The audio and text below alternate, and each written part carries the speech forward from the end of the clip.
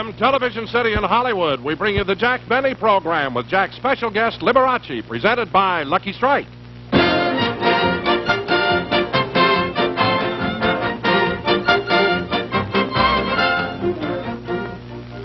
Friends, smoking enjoyment is all a matter of taste. And the fact of the matter is... Lucky's tastes better. Cleaner, fresher, smoother. Lucky's tastes better. Cleaner, fresher, smoother. For Lucky Strike means fine tobacco, richer tasting fine tobacco. Lucky's tastes better. Cleaner, fresher, smoother. Lucky Strike, Lucky Strike. Sure, Lucky's tastes better. Why, everybody knows Lucky Strike means fine tobacco. Fine, light, mild tobacco that just naturally tastes better. And Lucky's are made better. They're round and firm and fully packed to draw freely and smoke evenly with fine tobacco in a better-made cigarette. Golly, you're just bound to get better taste. Smoking enjoyment is all a matter of taste. And the fact is... Lucky's tastes better. Cleaner, fresher, smoother. Lucky Strike, Lucky Strike.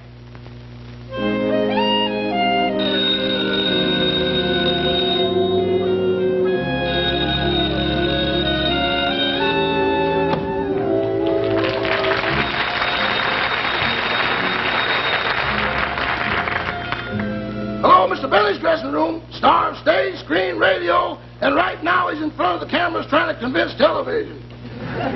Who's calling, please? Oh, TV Guide magazine? Oh, yes. Oh, I'm sure he'd be glad to pose for pictures. You want to do a story about his program? Oh, he'd be more than flattered. I'll tell Mr. Benny just as soon as he... Benny. Benny. Oh, you want Beanie. He's on another network. Benny and Beanie is close. I'll bet Cecil, the C6 sea serpent, makes more than I do. Hi, boys. Hello, Rochester.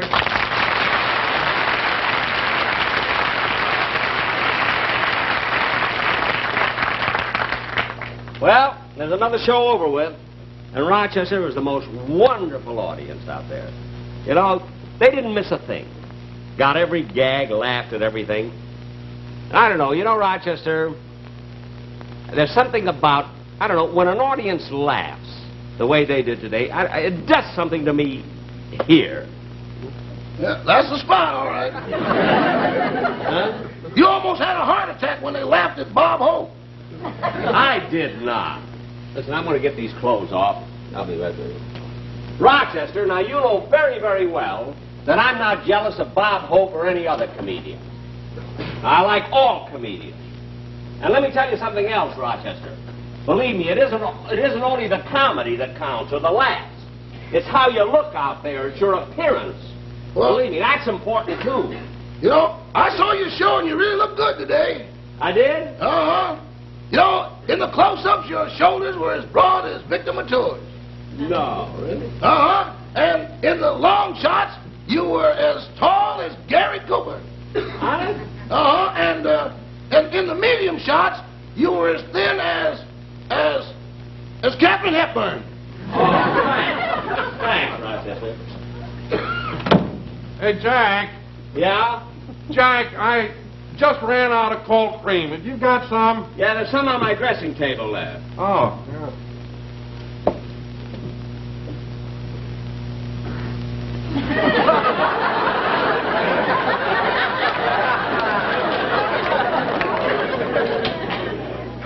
Rochester, Uh-huh. take these, will you? Yes, sir. Victor Mature.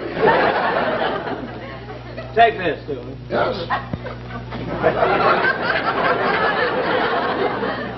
Gary Cooper.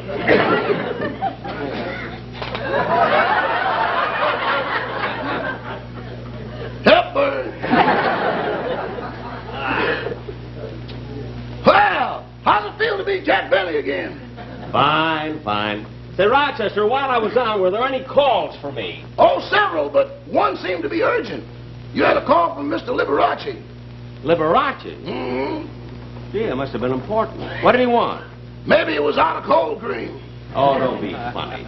I better call back and see what he wants. Okay, I'll go get your trousers pressed. Liberace, huh? Mhm.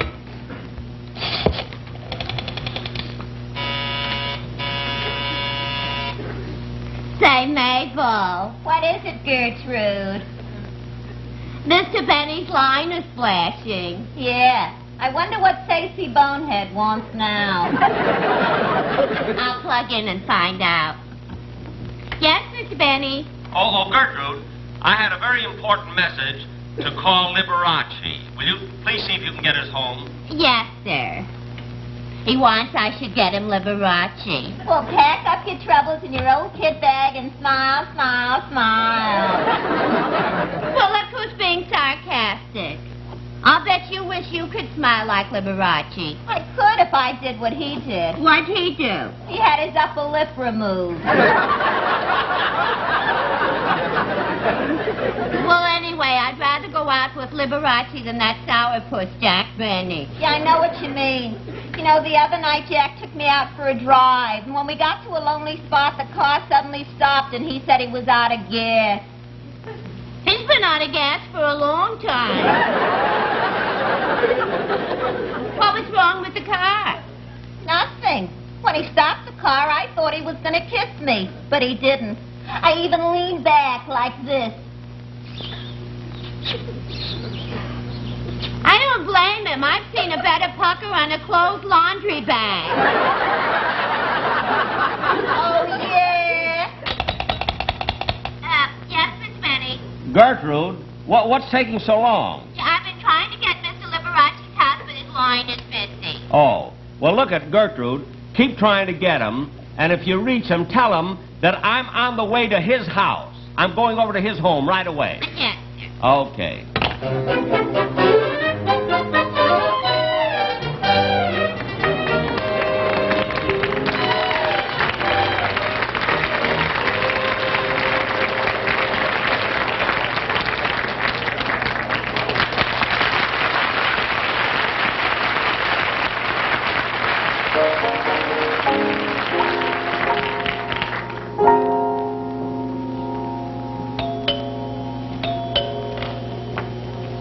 Jeffrey? Oh, Jeffrey? Did you call me, sir? Jeffrey, there's someone at the front door. Oh, very good, sir.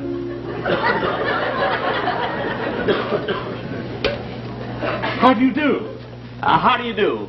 I came over here to see Mr. Liberace. I didn't know he had company.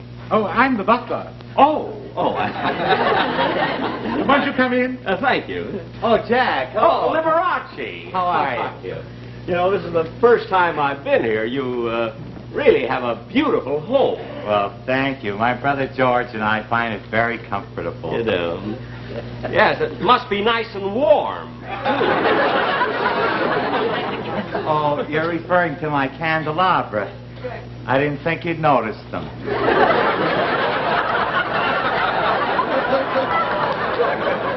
Well, I'm very observing.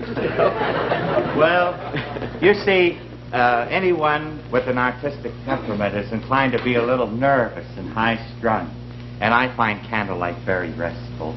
And it relieves the tension. And it practically eliminates the electric bill. Now, Liberace, I tried to answer your call, you see. I knew you'd called me, and your line was busy.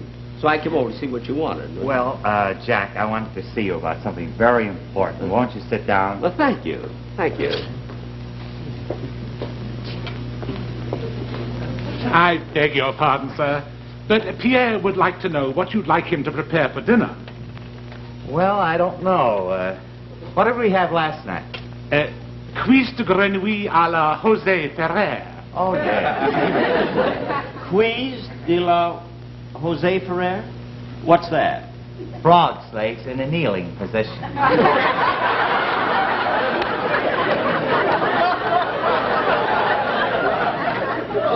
Well, I've never had them that way. Oh, they're very good. Really? Do we have any left? Oh, yes, sir. 3 knees and a shin bone. Well, that's not very much. Oh, yes, it is, sir. You see, the shin bone's connected to the knee bone, and the knee bone's connected to the hip bone, and the hip bone's connected to the thigh bone.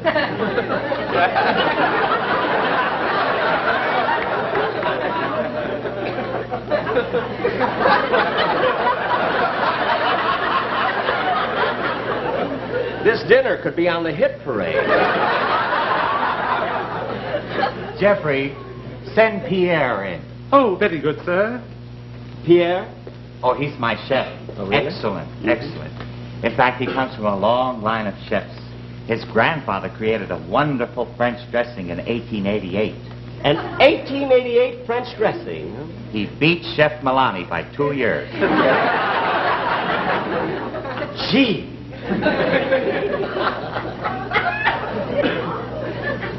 Did you wish to see me, sir? Yes, Pierre. What do you suggest for dinner tonight?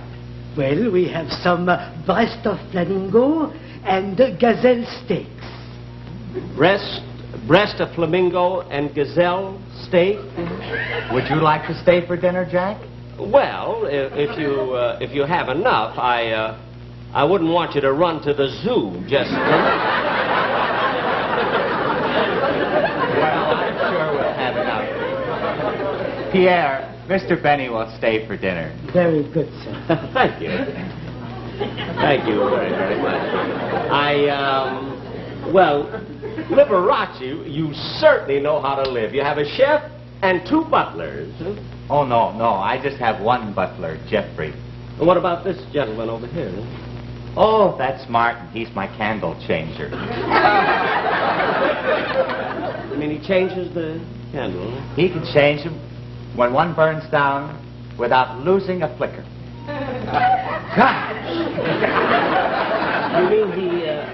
You mean you have a man just to change the candle?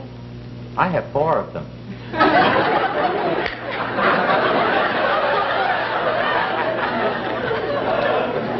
can't get over it. Now, I suppose you're anxious to know why I wanted to get in touch with you. Yes, I have. Well, I tell you... I beg your pardon, sir. What is it, Jeffrey? Yamaguchi would like to speak to you, sir. Oh, Yamaguchi, send him right in. Yamaguchi? He's my gardener. Oh, you have a garden? Yamaguchi, you wanted to see me? Yes, sir. I've got the back room all cleaned up, sir. Well, fine. If you'll step over to the window with me, I'll show you what I'd like you to do next. Excuse us, please. Yes.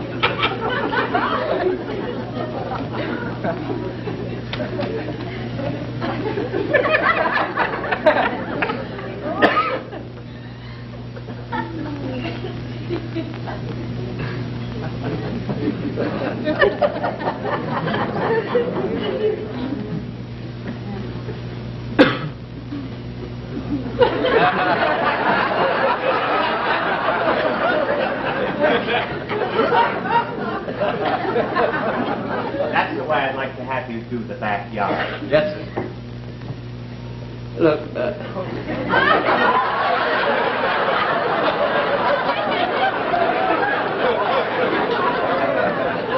Liberace, I know this isn't my business, but I think that this fellow Martin is a little confused. He put candles on Yamaguchi's raid.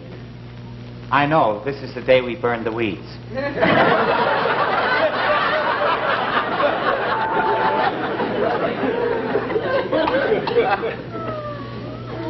Now, about this that you wanted to see me about. Oh, yes.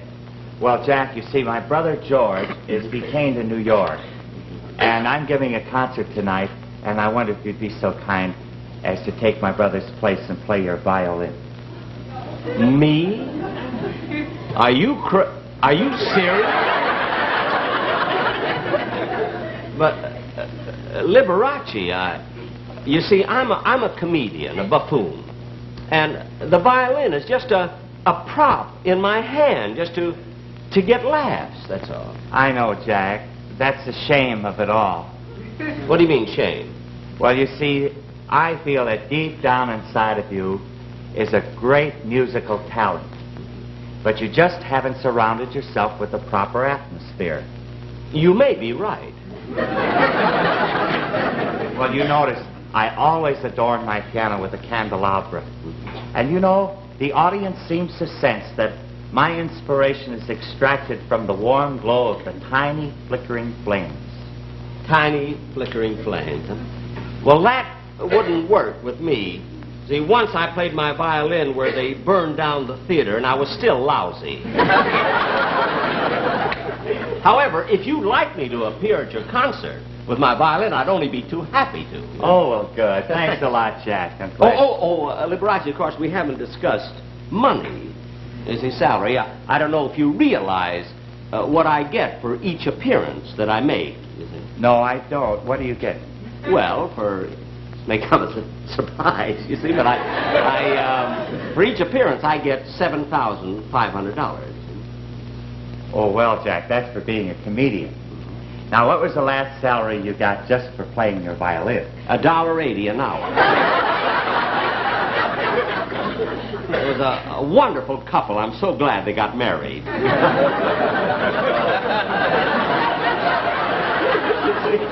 Now, anyway, I'll be so happy to be on your concert. Liberace! Uncle Liberace! Where are you? In here, Willie. Who's that? That's my nephew, Willie. He's been out playing football with his friends. Oh! Hello, Uncle Liberace! I want you to meet Mr. Benny. This is my nephew, Willie. Oh, How hello. do you do, Mr. Benny? Hello, Willie. Now, you run along and get dressed for dinner. Yes, Uncle Liberace. Okay. He's a cute little fella, isn't he? Dinner is served. Oh, shall we Fine. go in? Yes, and then we'll get ready for the concert, right? Fine, Liberace.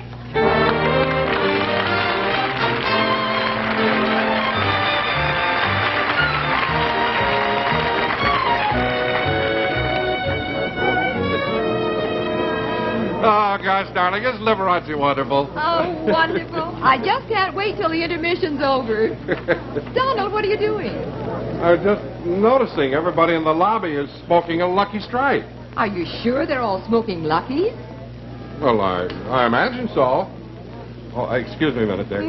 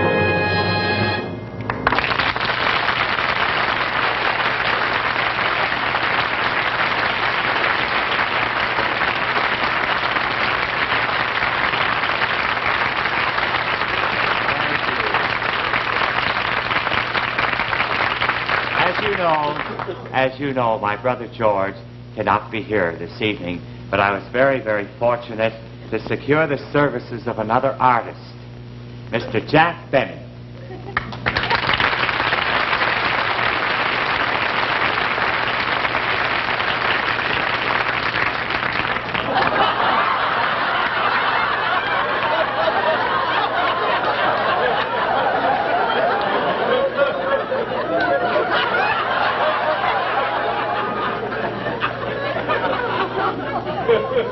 Jack, I think you're overdoing it. Oh, you didn't want this? Well, I'll get my other violin. I'm terribly sorry.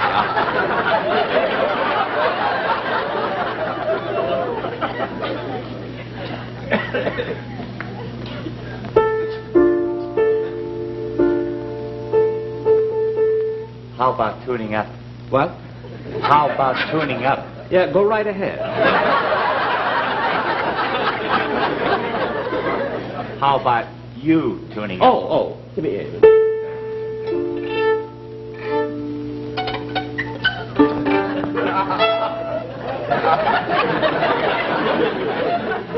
Ladies and gentlemen, we'd like to play a number that I recorded that we've had many requests for.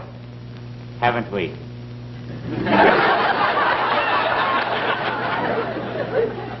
It's called the September Song.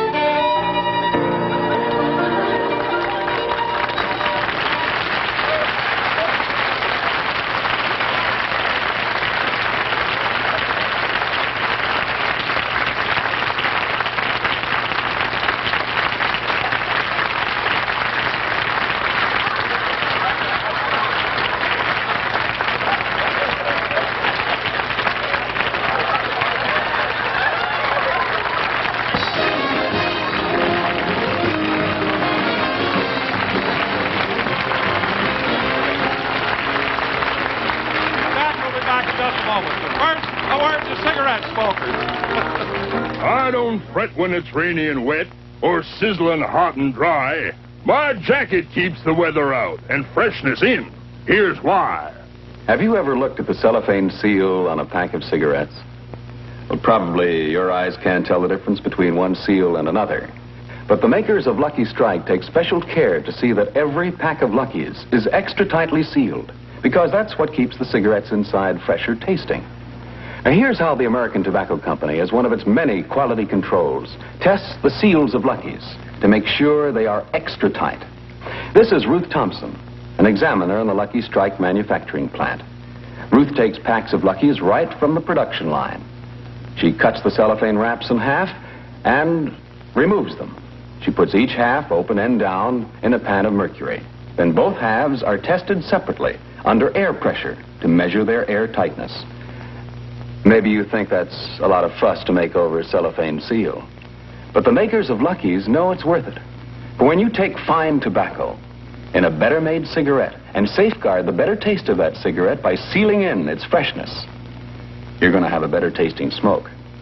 After all, smoking enjoyment is all a matter of taste. And the fact of the matter is, Lucky's taste better, cleaner, fresher, smoother. See for yourself. Be happy. Go Lucky.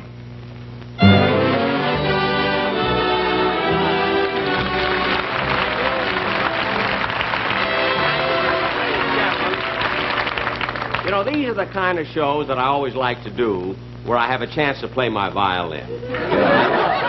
Of course, when I was a kid, you know, I had to make up my mind what I wanted to be. And now I'm sort of sorry that I, you know, took up the violin. I would have much rather have been a baseball player, you see? Although I imagine she would have married him anyway. But I'd like to have you meet my guest star again, Mr. Liberace.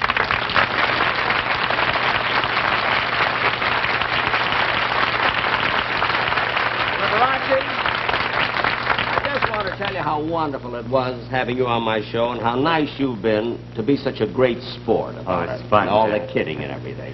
And I understand you're giving a concert in Pasadena Saturday night. Is that Friday. it? Friday night. That's Civic right. Auditorium. That's right. And incidentally, Jack, all kidding aside, if you'd like to pick up another $1.80, I'd love to have you. Well, I'd love to do it, but I have another wedding. That's, you know, thanks. Thanks.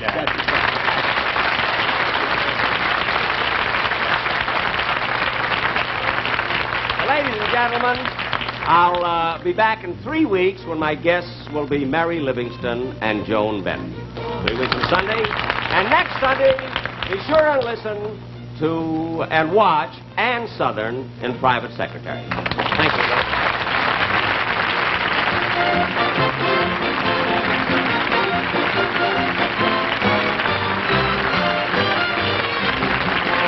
Appearing on tonight's program are Bea Benaderet, Shirley Mitchell, Rex Evans, Lois Corbett, Rolf Sedan, Lane Nakano, and Roland Keith.